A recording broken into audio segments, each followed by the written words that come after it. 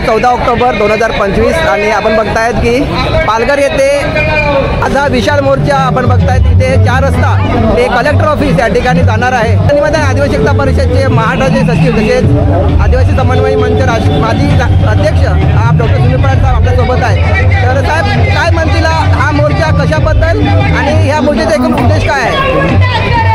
हा मोर्चा आदिवासींच्या अस्तित्वाचा आहे, अस्मितेचा आहे।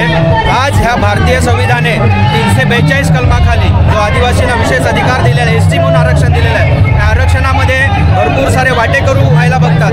यांना आदिवासी बनायचं नाही, फक्त आदिवासी जे आरक्षण आहे एसटी हे घुसायचं आहे आणि ज्या काही निकष दिलेले आहेत हे इतर समाज पूर्ण करत नाही। आणि ह्या जे धनगरांची मागणी आहेत, बंजारा समाजाची मागणी आहेत, ही पूर्णतः चुकीची आहे, असंविधानिक आहे। आणि हे सांगण्यासाठी आज तमाम हा पालघर जिल्ह्यातला जनसमूह रस्त्यावर उतरलेला आहे आणि आमच्या आदिवासींचे हक्काधिकार आहे त्याच्यासाठी आम्ही मागणी करतोय। आम्हाला इथे 5वी अनुसूची लागू आहे, ह्याच्या पुढे जाऊन पेसा कायद्यामध्ये जी तरतूद आहे आम्हाला 6वी अनुसूची लागू केली पाहिजे। आणि त्याच्यासाठी पण आम्ही ज्या आदिवासी समाजाचं नेतृत्व करणारे सोनम वांगचूक आहे आम्ही त्याचाही सपोर्ट करतो की त्यांची जी कायदेशीर मागणी आहे 6वी अनुसूची, ती 6वी अनुसूची आम्हाला पालघरमध्ये पण लागू करून पाहिजे, जेणेकरून आमच्या जमिनी, आमचं आरक्षण, आमची संस्कृती आम्हाला वाचवता येईल। आणि हे सांगण्यासाठी आमच्या अस्तित्वासाठी, आमच्या अस्मितेसाठी आजचा मोर्चा आहे। जोहार, जिंदाबाद। आरक्षण आमच्या हक्काचा, नाही कोणाच्या बापाचा। आरक्षण आमच्या हक्काचा, नाही कोणाच्या बापाचा। लढेंगे, लढेंगे, लाठी गोली खाएंगे, लाठी गोली खाएंगे, एक दो बंजारा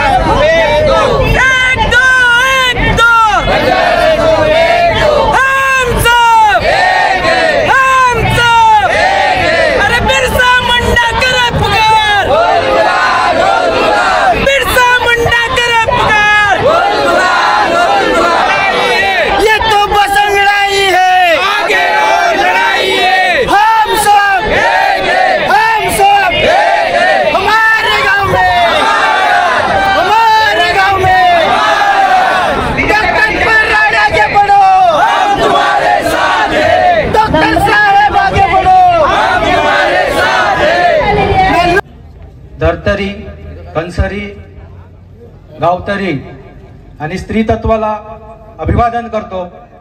क्रांतीसूर्य बिरसा मुंडा, राघोजी भांगरे, तंट्या मामा, काल परवा 10 ऑक्टोबरला आपल्यातून निसर्गवासी झालेले काळूराम काका धोदडे, जेठ्या गांगड, या सगळ्यांची स्मृतीला अभिवादन करतो।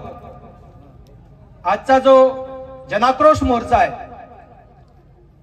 ह्या मोर्चामध्ये आलेल्या तमाम सगळ्या बांधवांना जोहार करतो। उपस्थित मान्यवर सगळ्यांची नावं घेत नाही कारण वेळ कमी आहे, सगळ्यांना मानाचा जोहार। ह्या देशामध्ये जी परिस्थिती आहे, वेळ जरी कमी असला तरी मी आठवण करेन की ज्या पद्धतीने सीजीआय गवई साहेबांसोबत घडलेला आहे, आदिवासी पर्यावरणवादी सोनम वांगचुकी सोबत घडलं आणि काल परवा हरियाणाचे डीजीपी एवढ्या मोठ्या पदावरच्या व्यक्तीने आत्महत्या केली।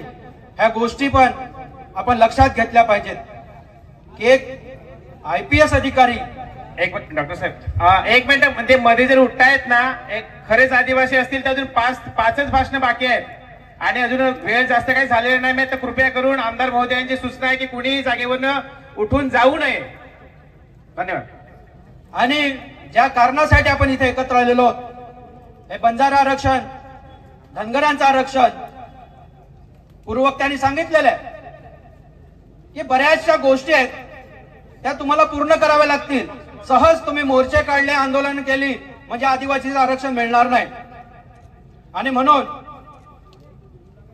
हे हैदराबाद गॅजेटचं उदाहरण देत असतील तर मुळात इतिहास पण आपण तपासला पाहिजे। हैदराबाद हे संस्थानच मुळी भारतात यायला तयार नव्हतं, मग तुम्हाला आरक्षण मागायचं, मग त्यांच्याकडे जाऊन मागा, इथे तुम्हाला आरक्षण मिळणार नाही, हे स्पष्ट आहे। आणि म्हणून हैदराबाद गॅजेटमध्ये काय लिहिलंय? शेतकरी जमात असं लिहिलेलं आहे. त्या जमात नावाच्या शब्दाचा अर्थ घेऊन तुम्ही अनुसूचित जमातीमध्ये घुसायचा प्रयत्न करत असाल ते कदापि शक्य नाही.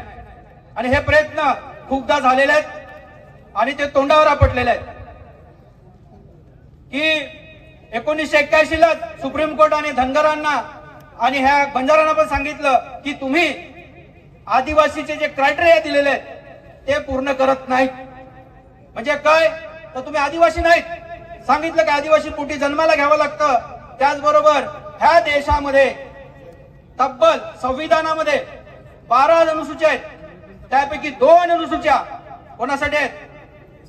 आदिवासींसाठी आहेत. 5वी आणि 6वी अनुसूची हे जे क्षेत्र आहे अनुसूचित क्षेत्र, आज आपण पालघरमध्ये आहोत, पेसा कायदा लागू आहे. हे जे क्षेत्र सहज मिळालेलं नाही. काका नेहमी सांगायचे सिद्धू कानू चांद भैरवचा लढा. जालियनवाला बाग हत्याकांडमध्ये जेमतेम 347 लोक शहीद झाले, परंतु 35,000 आदिवासी लोक शहीद झाल्यानंतर हे अनुसूचित क्षेत्र मिळालेलं आहे.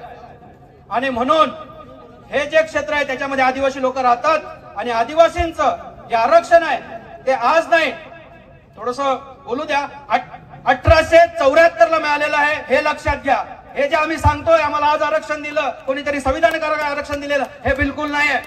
शेड्यूल डिस्ट्रिक्ट ऍक्ट हा 1874 ला झालेला आहे. म्हणजे बिरसा मुंडांचा जन्म व्हायच्या आधी पासून आमचा लोक संघर्ष करत होते आणि तेव्हा मिळालेला आहे. आणि म्हणून 1935 ला जे काय इंडिया ऍक्ट झालं त्याच्यात जशाचे तसे 5वी अनुसूची घेतली गेली, 6वी अनुसूची घेतली गेली. आणि म्हणून साहेब मला एवढं सांगायचंय, हे सामाजिक आरक्षण आहे, आमचं क्षेत्रीय आरक्षण आहे आणि ते लढून मिळालेलं आहे. आणि म्हणून येरा गेरा नत्तू खैरा येईल आणि सांगेल का मला हे आरक्षण द्या, ते आरक्षण द्या. तुम्ही थेंबभर रक्त सांडलेलं नाही. आम्ही 35,000 आदिवासी लोक आणि त्याच्यानंतर बिरसाच्या लढ्यामध्ये असेल, तंड्यामामाच्या लढ्यात असतील, मानगडच्या लढ्यामध्ये हजारो आदिवासी लोकांनी शहीद झाल्यानंतर आम्हाला कुठेतरी आरक्षण दिलंय.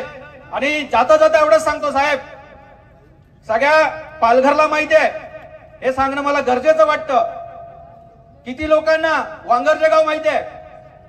किती लोकांना नितेश बुंदे माहिती आहे? माहिती आहे ना? त्या गावामध्ये त्या गावाने ठरवलंय आता आम्ही अनुसूचित जमात फक्त राहणार नाही, तर आम्ही आदिवासी होणार आहोत. म्हणून जे पण बाहेरचं आक्रमण आहे ते आम्ही आता बंद करणार आहोत. मग ते कुठल्याही स्वरूपातलं असेल, म्हणून त्यांनी निर्णय केलेला आहे. आणि त्यासाठी जोरदार टाळ्या वाजवा की कोणीतरी गाव सुरुवात करतो की आम्ही आता आदिवासी होणार आहेत आणि आम्ही आदिवासी आहोत. तर सगळ्यांना जोहार, जिंदाबाद.